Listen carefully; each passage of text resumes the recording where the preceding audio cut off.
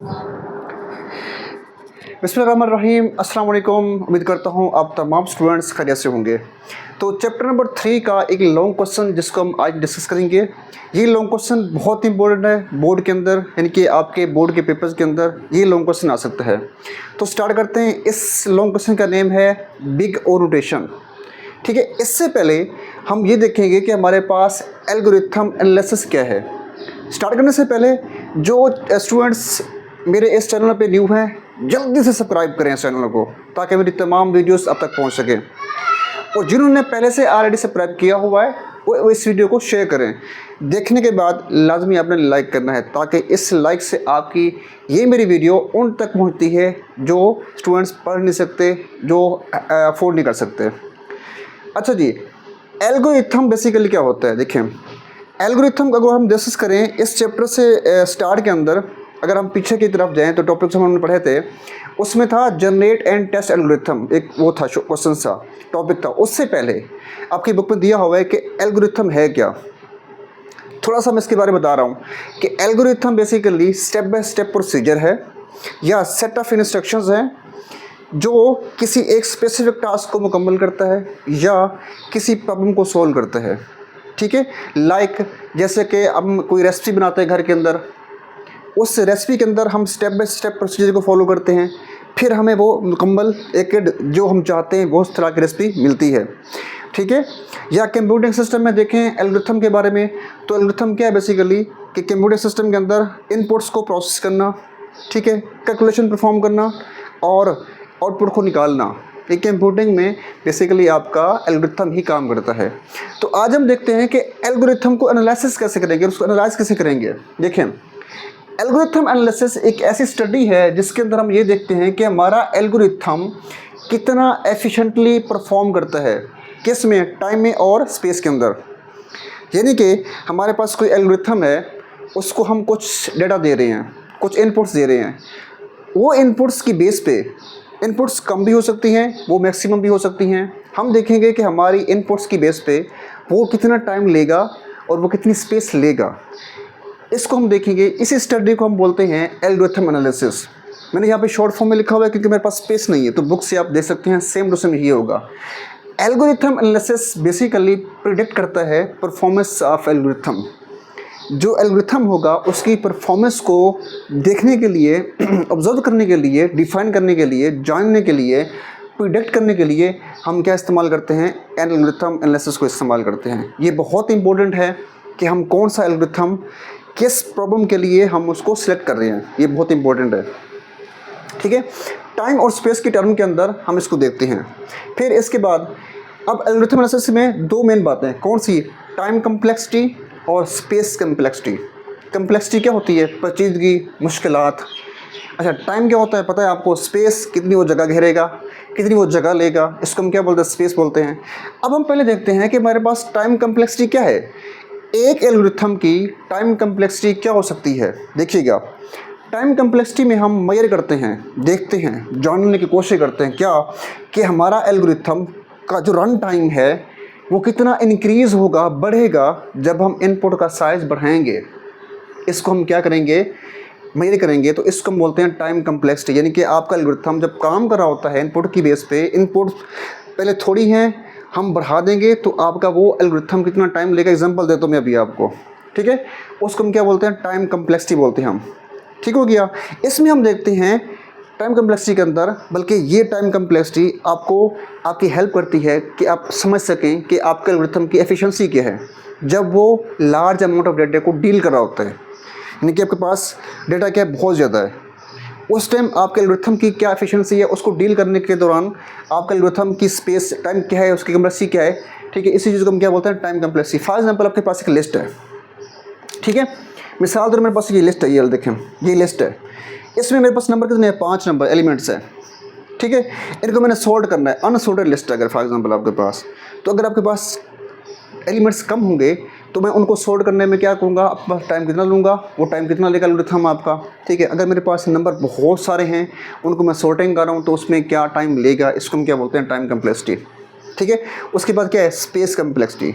यानी कि space complexity क्या है कि how much memory consumed by algorithm. कितनी मेमोरी कंज्यूम करेगा लेगा आपका एल्गोरिथम जब हम इनपुट का साइज़ इंक्रीज़ करेंगे तो, और कितना एफिशिएंटली तरीके से आपका एल्गोरिथम मेमोरी को इस्तेमाल करता है जब इनपुट का साइज़ हम बढ़ाते हैं।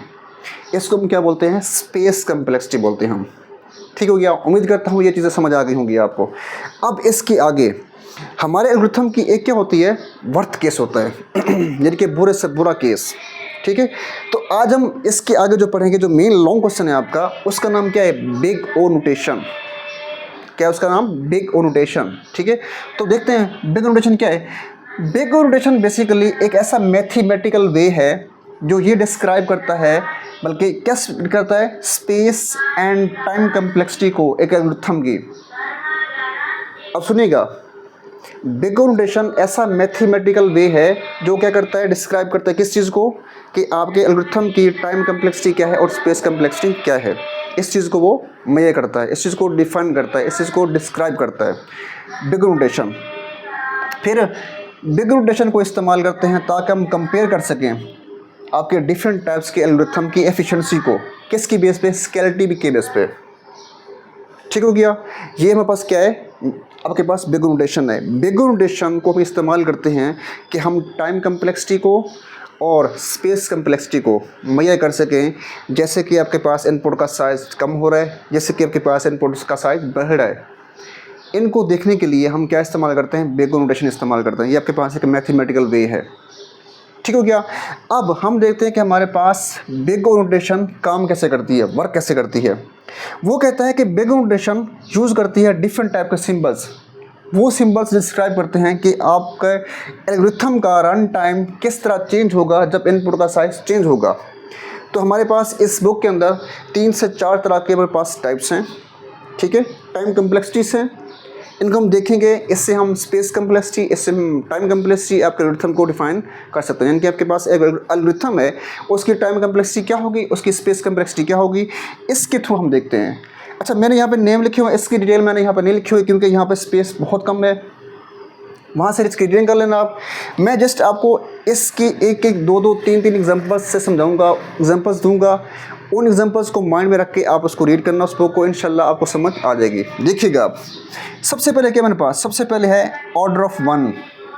इसको हम बोलते हैं constant time. Big O notation का जो डायग्राम है, इसकी जो डायग्राम है वो मैंने यहाँ पे ड्रा की हुई है। इसमें देखें, सबसे पहले जो लाइन ऊपर जा रही है ये वाली, ये है आपके पास टाइम की, इनके टाइम ऊपर जा रहा है आपका। ठीक है, और ये लाइन क्या है? ये है आपके पास इनपुट साइज़ की, इनकी आपके पास इनपुट्स हैं। जैसे मैं इनपुट्स दूंगा तो टाइम क्या होगा, इसमें देखते हैं। सबसे पहले कौन सा है? Constant time. कौन सा? Constant time. देखें, कांस्टेंट टाइम एग्जांपल देखें, मेरे पास एक लिस्ट है। लिस्ट में मेरे पास क्या है? नंबर्स हैं 1 2 3, इनको हम बोलते हैं एलिमेंट्स। क्या बोलते हैं? एलिमेंट्स।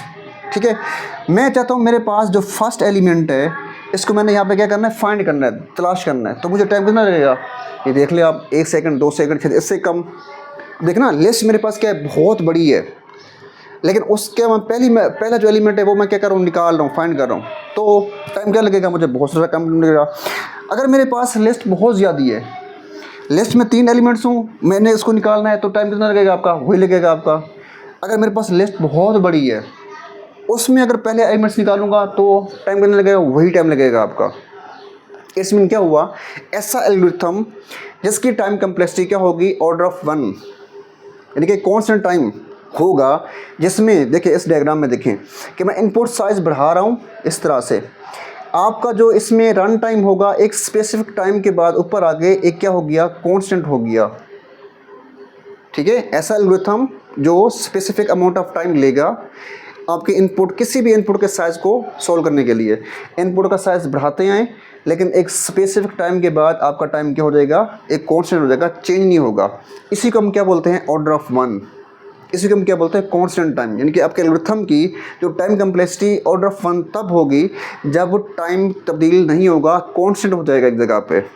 ठीक है, इसके एक और एग्जांपल देखिएगा। आपके पास नंबर है, कोई छोटा सा नंबर है, उसको मैंने निकालना है अपने कि वो इवन है या ऑड है। नंबर छोटा है, ठीक है, उसमें आपका एल्गोरिथम कितना टाइम लेगा?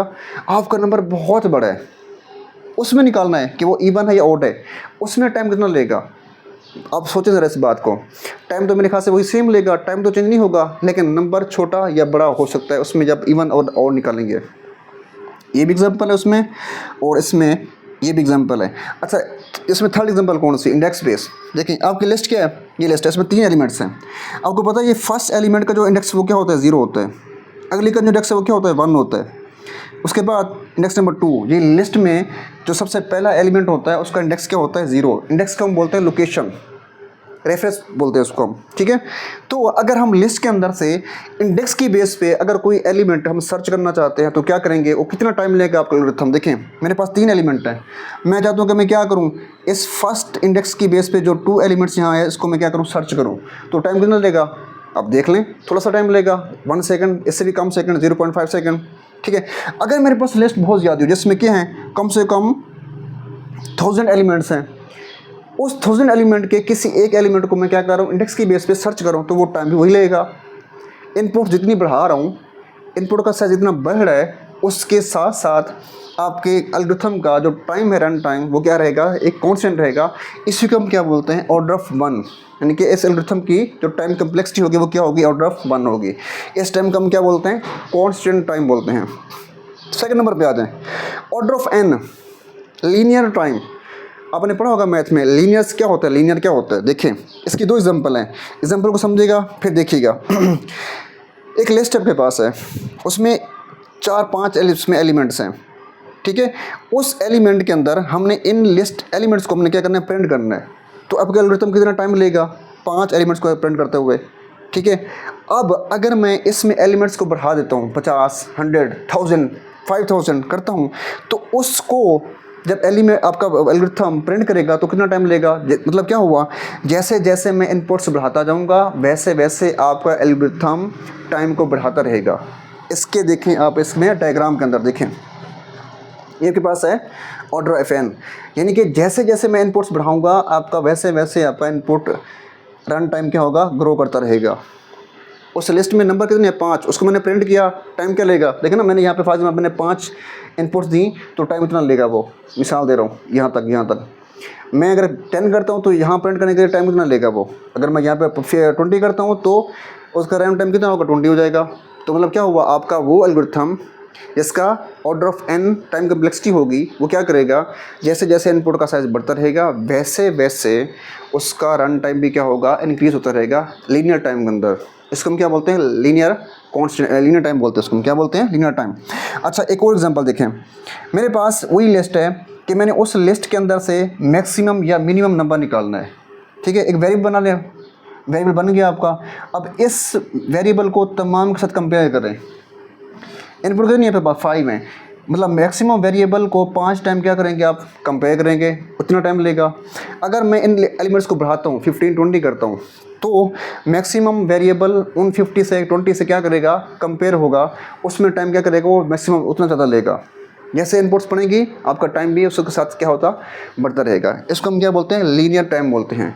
ऐसा एल्गोरिथम जिसकी time complexity order of n होगी, उसमें वो क्या करेगा, जैसे जैसे इनपुट्स बढ़ेंगी वैसे वैसे टाइम क्या करेगा, ऐसा ऐसा बढ़ेगा उसके साथ। इसको हम क्या बोलते हैं, लीनियर टाइम।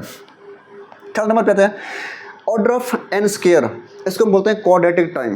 क्या बोलते हैं, क्वाड्रेटिक टाइम। देखें इसमें रन टाइम क्या होगा, ऐसा एल्गोरिथम जिसका order of n square time complexity होगी, उसमें जो रन टाइम होगा वो इंक्रीज़ होगा क्वाड्रेटिकली। क्वाड्रेटिकली क्या होता है, देखें फॉर एग्जांपल अगर इनपुट का साइज़ क्या है, n है, तो टाइम कितना लगेगा, n स्क्वायर, डबल हो जाएगा। इसको हम क्या बोलते हैं, क्वाड्रेटिकली। अगर इनपुट का साइज़ क्या है, डबल है, तो टाइम कितना हो जाएगा, 4 हो जाएगा। अगर इनपुट का साइज़ क्या है, 3 है, तो टाइम कितना हो जाएगा, 9 हो जाएगा, ठीक है। क्वाड्रेटिकली क्या हो रहा है, बढ़ रहा है। इस टाइम को हम क्या बोलते हैं, क्वाड्रेटिक टाइम बोलते हैं।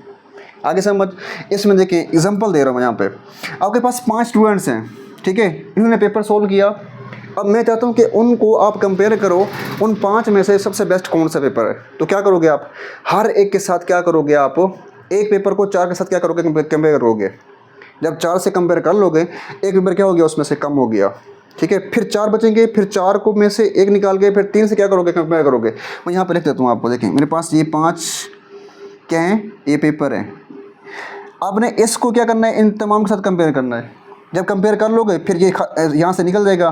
फिर इसको क्या करोगे, इन 3 से कंपेयर करोगे, बल्कि इनको, मतलब क्या हुआ देखें, अगर आपके पास 5 स्टूडेंट्स हैं, उनको कंपेयर कर रहे हो आप, ठीक है, तो उसमें टाइम कितना लगेगा आपका। सेम अगर आपके पास 50 स्टूडेंट्स आ जाएं, उनको कंपेयर करोगे, उसमें से आपने एक पेपर निकालना है, तो उसमें टाइम क्या हो जाएगा, बहुत बढ़ जाएगा। नंबर ऑफ़ स्टूडेंट्स पहले क्या थे, 5 थे, थोड़े थे, मैंने एकदम नंबर क्या कर दिया, 50 पे आ गया। जैसे मैं 50 पे आया तो नंबर ऑफ जो टाइम था वो तो एक टाइम रुक गए एक जगह पे 50 पे, लेकिन उसके साथ आप देखें जब हम कंपेयर करेंगे तो आपका टाइम कितना बढ़ता रहेगा, बढ़ता रहेगा, बढ़ता रहेगा, बढ़ता रहेगा। अब इसकी टेबल, इसमें डायग्राम देखें, ऑर्डर ऑफ एंड स्केयर। मैंने इनपुट्स यहाँ पे दी पहले 5, ठीक है, इनपुट्स यहाँ 5 दी मैंने, तो मेरा टाइम ये लगेगा। मैंने जैसे इनपुट्स 50 की यहाँ पे, तो देखें एक 50 तक आते हुए मेरे जो इनपुट के साइज़ के ऊपर आपका जो टाइम है वो क्या हो रहा है, ऐसा ऐसा बढ़ रहा है, बढ़ रहा है, बढ़ रहा है, बढ़ रहा है, हो सकता है बढ़ता रहेगा। तो मतलब क्या हुआ, ऐसा एल्गोरिथम जिसकी इनपुट्स लिमिटेड होने के बाद एक जगह पे हो, एक मतलब यहाँ से लेके जहाँ तक होने तक आपके इनपुट्स का साइज़ वो रुक गया, लेकिन इनपुट के साइज़ के बाद उसका जो रन टाइम वो क्या हो रहा है, ऐसा ऐसा बढ़ रहा है, बढ़ रहा है। उसको हम क्या बोलते हैं, उसको हम बोलते हैं ऑर्डर ऑफ एन स्क्वायर, मतलब इसको हम बोलते हैं क्वाड्रेटिकली टाइम। आपको देखें ना, इनपुट का साइज़ क्या है, n है, तो साइज़ उसका टाइम क्या हो गया, डबल हो गया। अगर इनपुट का साइज़ क्या है, 3 है, तो उसका टाइम क्या हो गया, 9 हो गया। तो यहाँ पे वही देख लें, 5 है तो 5 तक हो रहेगा आपका टाइम। अगर 50 हो तो क्या हो गया, बढ़ता रहेगा उसका टाइम। इसको हम क्या बोलते हैं, order of n square quadratic time. Last में आता है लॉगरिथम टाइम। क्या आता है, लॉगरिथम टाइम। ये कौन सा होता है, ऐसा एल्गोरिथम जिसकी टाइम कंप्लेक्सिटी क्या हो, लॉग, देखिए यहाँ पे ऑर्डर ऑफ लॉग एन हो, क्या हो, ऑर्डर ऑफ लॉग एन हो। तो वो क्या होगा इसमें ना, आप देखें एग्जांपल दे रहा हूँ मैं आपको। हमारे पास एक लॉग है जिसकी 10 लॉग है, इसकी वैल्यू क्या है, 1 है, ठीक है। अगर मैं लॉग 100 की मतलब यहाँ पे उसका आंसर निकालूँ तो उसका क्या आएगा आंसर, 2। अगर मैं लॉग 1000 की आंसर निकालूँ तो क्या आएगा, इसमें 3 आएगा, 3 आएगा इसका आंसर।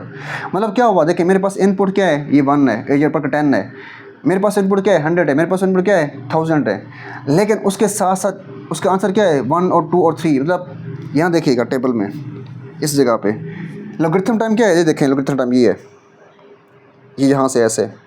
मतलब क्या हुआ कि मेरा जो इनपुट है, इनपुट्स क्या हो रही हैं, बढ़ रही हैं। देखें ना, पहले मेरे पास इनपुट्स क्या थी, 10 थी ठीक है, उसका आंसर क्या आया, 1 आया। यहाँ तक मिसाल दे रहा हूँ, जहाँ तक आ गया 1 आ गया। मेरे पास इनपुट्स क्या हुई, 100 हुई, इनपुट्स यहाँ पे आ गया, उसका जो टाइम है। मेरे पास जो इनपुट्स हैं वो क्या हो गई, 1000 पे आ गई यहाँ पे। उसके साथ साथ जो टाइम है वो थोड़ा सा चेंज हुआ है, थोड़ा सा देखें यहाँ पे चेंज हो रहा है, ऊपर बढ़ नहीं रहा। इसका मतलब क्या हुआ, ऐसा एल्गोरिथम जिसमें इनपुट के साइज़ के बढ़ने के साथ साथ उसका टाइम स्लो क्या हो, तब्दील हो, चेंज हो, उसको हम क्या बोलते हैं, लॉगरिथमिक टाइम, ठीक है, लॉगरिथमिक टाइम उसको हम बोलते हैं। ऐसा एल्गोरिथम जिसकी time complexity order of log n होगा, उसमें क्या होगा, इनपुट के साइज़ से बढ़ाने से उसका जो टाइम रन टाइम होगा वो क्या होगा, आहिस्ता आहिस्ता बढ़ेगा, स्लो बढ़ रहा है। देखें मैंने 10 दिया तो टाइम बढ़ा, मैंने 100 पे इनपुट्स बहुत बढ़ा दी तो टाइम थोड़ा सा ऊपर बढ़ा, मैंने 1000 कर दी इनपुट्स तो देखें टाइम उसके साथ थोड़ा ऐसे ऐसे बढ़ रहा है, ऐसे ऐसा, ठीक हो गया। इसको हम क्या बोलते हैं, लॉगरिथमिक टाइम, ठीक है। ये तो था हमारे पास आज का लेसन जिसमें हमने बैकग्राउंड नोटेशन को डिस्कस किया है। तो इंशाल्लाह हम बहुत जल्द नेक्स्ट लेसन में मिलते हैं। वीडियो को लाइक लाजमी करना है अपने। अल्लाह हाफिज़।